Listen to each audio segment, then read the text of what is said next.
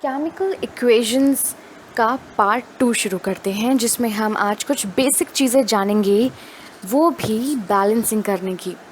तो सबसे पहले एक चीज़ जानते हैं कि जब भी हम किसी एलिमेंट या किसी चीज़ के बारे में पढ़ते हैं तो उसकी दो वैल्यूज़ होती हैं। अगर आपने कभी किसी एलिमेंट के पहले कोई वैल्यू लगी देखी है, जैसे कि 2a अगर वैल्यू लगी देखी है, या फिर 1a या 3a, तो इसका मतलब ये होता है कि ये जो वैल्यू है ये नंबर ऑफ़ मॉलिक्यूल्स बताता है, जैसे कि इस एलिमेंट के कितने नंबर ऑफ़ मॉलिक्यूल हैं।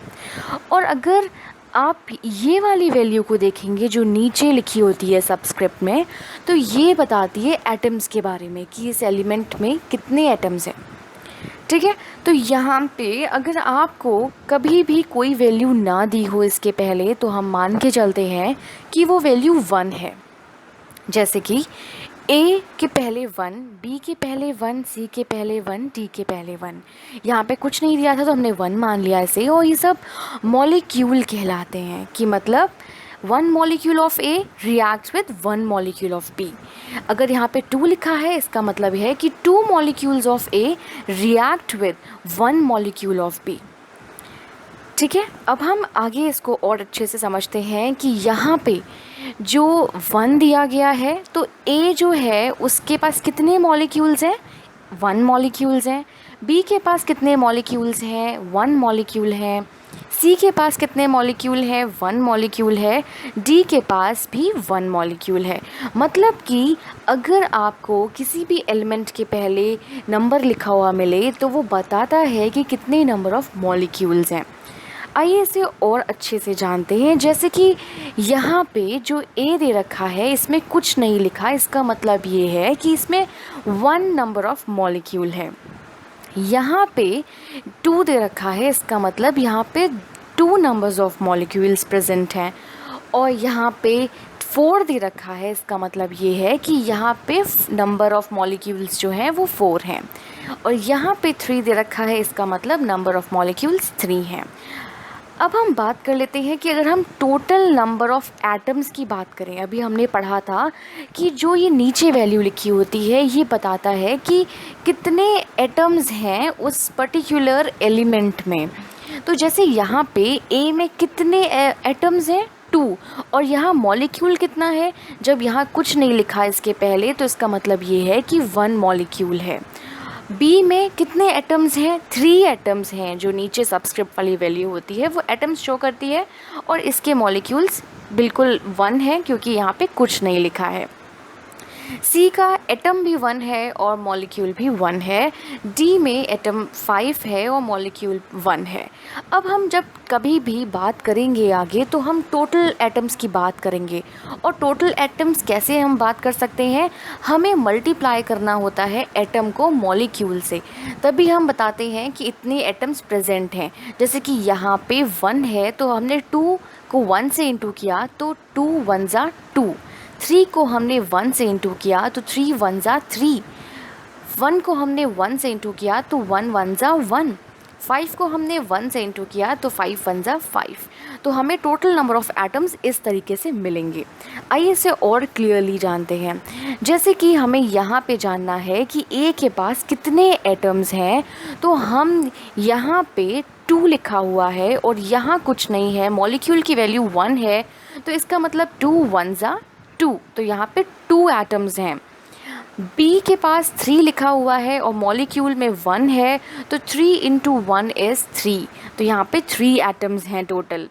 सी में ना ही यहाँ पे 1 लिखा, मतलब यहाँ पे 1 है और मॉलिक्यूल भी 1 है, तो 1 1 ज़ा 1, तो यहाँ टोटल नंबर ऑफ़ एटम्स 1 है।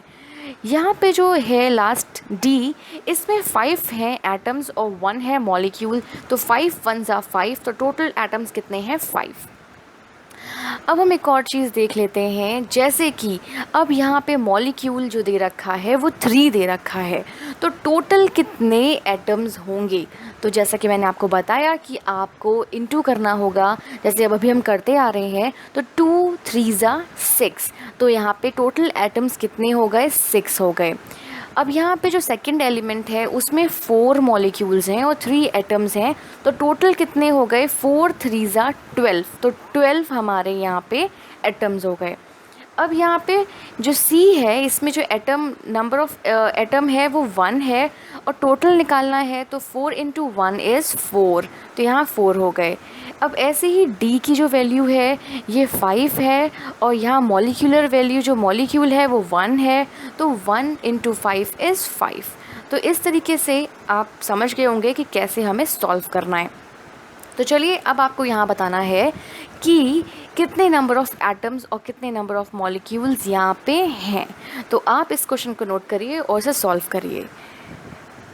यहाँ पे मैं सॉल्यूशन दिखा देती हूँ। ए की जो है वो 1 मॉलिक्यूल है और 2 एटम है, तो 2 1 ज़ा 2।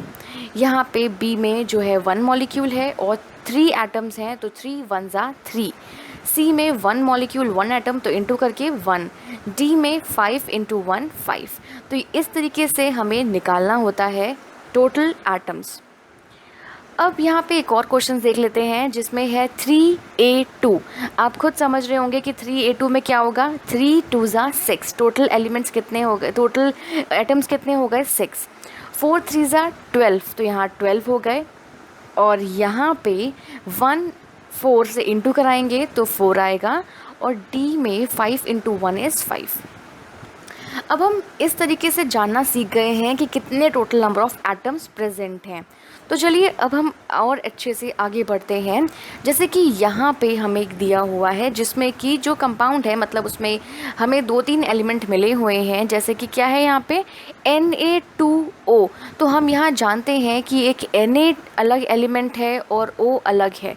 तो यहाँ पे जो Na है इसका कितना टोटल एटम है, देखो यहाँ पे 2 लिखा है और यहाँ पे 1 है, सो 2 1 ज़ा 2, तो यहाँ 2 है इसका।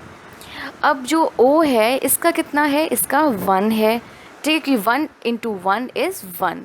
अब यहाँ पे हम देखते हैं H का कितना है एंड नंबर ऑफ़ एटम्स, तो यहाँ पे 1 है, 1 × 1 इज़ 1।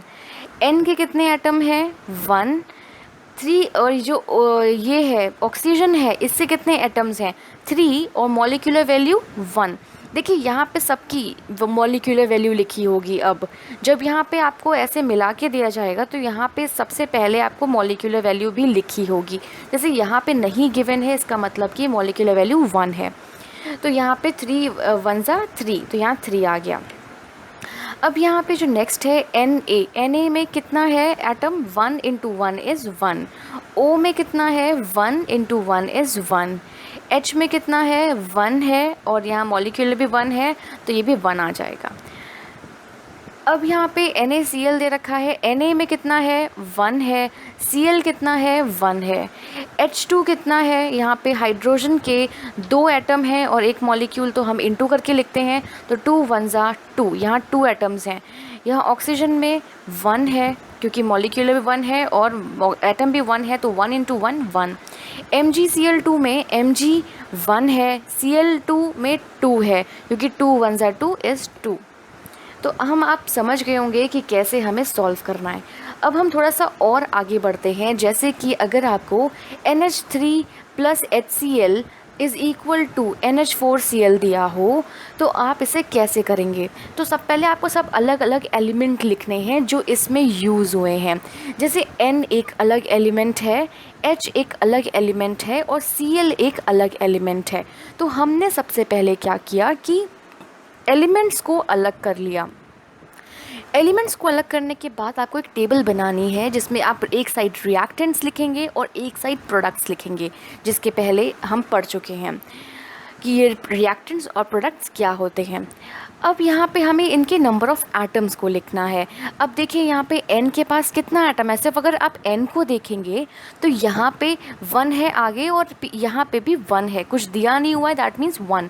तो हम कहेंगे कि N का 1 एटम है, वो भी रिएक्टेंट साइड। अब हम प्रोडक्ट साइड पहुँचते हैं, वहाँ पर भी N का 1 एटम है। अब हम आते हैं ये हाइड्रोजन पे, और देखो हाइड्रोजन रिएक्टेंट साइड टोटल कितना है, 3 तो यहाँ दे रखा है और एक यहाँ भी दे रखा है। That means 3 + 1 is 4। 4 एटम दे रखा है रिएक्टेंट साइड में, और यहाँ प्रोडक्ट साइड में कितना रिएक्टेंट है, 4 दे रखा है। बिल्कुल सही।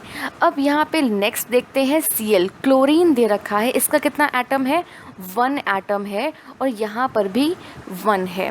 तो ये मतलब हम कह सकते हैं कि हमें स्टेप बाय स्टेप ऐसे करने से समझ में आएगा कि केमिकल इक्वेशन बैलेंस्ड है कि नहीं, और इस केस में यहाँ पे पूरी इक्वेशन बैलेंस्ड है। ऐसे ही आपको ये नेक्स्ट सॉल्व करनी है, क्योंकि आपने जान लिया है, अब आपको ये सॉल्व करनी है। सो इसमें क्या करना है, 2KClO3 is equal to 2KCl + 3O2। इसमें मैंने आधा सॉल्व कर दिया है, जो कि पहला स्टेप है कि एलिमेंट जो है वो मैंने अलग कर दिए हैं, जैसे कि K एक एलिमेंट है, क्लोरीन Cl और ऑक्सीजन O। ठीक है, ये 3 अलग कर दिए हैं। अब आपको यहाँ पे लिखना है कि जो K में कितने एटम्स हैं, क्लोरीन में कितने एटम्स हैं और ऑक्सीजन में कितने एटम्स हैं, और यहाँ पर भी प्रोडक्ट साइड में भी कितने हैं, और क्या ये बैलेंस्ड इक्वेशन है कि नहीं। आप वीडियो पॉज करिए और इसको सॉल्व करिए। आई होप आपने ये सॉल्व कर लिया होगा। अब हम यहाँ देखते हैं K के पास देखिए कितने हैं, यहाँ पे 2 लिखा हुआ है और यहाँ K में 1 है, तो 1 × 2 इज़ 2, तो यहाँ पे 2 एटम्स हैं K के पास। अब हम प्रोडक्ट साइड आ जाते हैं, प्रोडक्ट साइड में भी K के पास 2 एटम्स हैं। अब नेक्स्ट क्लोरीन में देखिए यहाँ पे 1 है और यहाँ पे 2 लिखा है, इसका मतलब क्लोरीन के पास टोटल 2 एटम्स हैं, यहाँ पर भी क्लोरीन के पास 2 एटम्स हैं।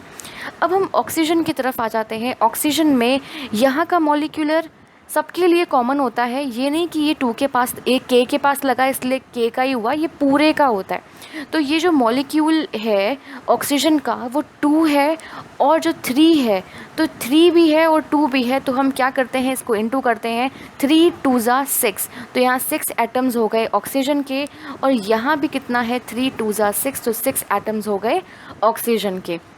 तो हम कह सकते हैं ये इक्वेशन जो है वो बैलेंस्ड है। इसकी नेक्स्ट वीडियो में और हम और हाई लेवल तक जाएंगे और इसको सॉल्व करेंगे।